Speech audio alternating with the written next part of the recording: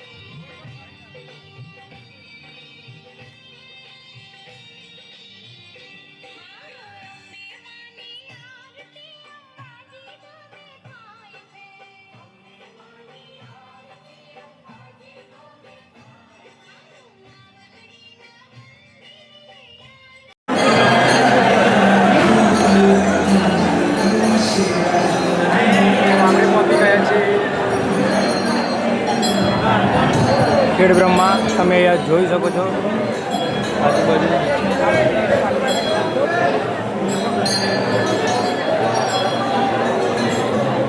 મિત્રો આપણે ખેડબ્રહ્મા પહોંચી ગયા છે અને આ તમે મા અંબાના દર્શન કરી લો। તમે જોઈ શકો છો બોલ મારી અંબે જય જય અંબે। અહીંયા તમે જોઈ શકો છો માનતાઓ રાખી।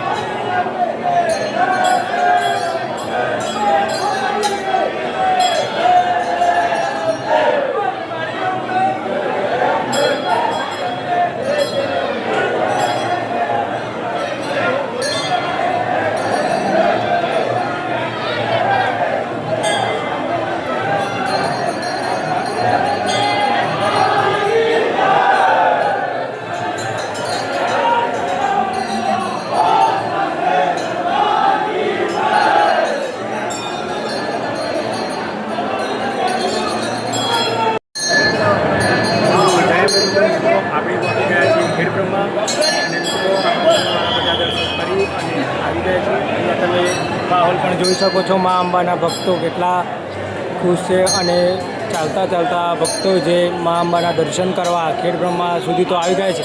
હવે જે આ ભક્તો છે ચાલતા નાના અંબાજીથી મોટા અંબાજી જશે તો કોમેન્ટમાં લખી દો જય અંબે જય અંબે જય અંબે।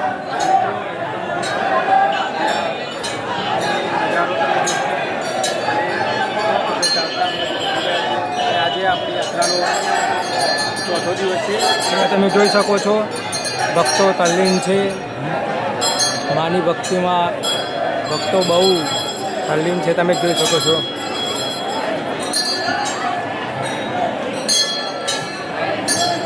ખેડબ્રહ્માનું મંદિર છે, જ્યાં તમે જોઈ શકો છો.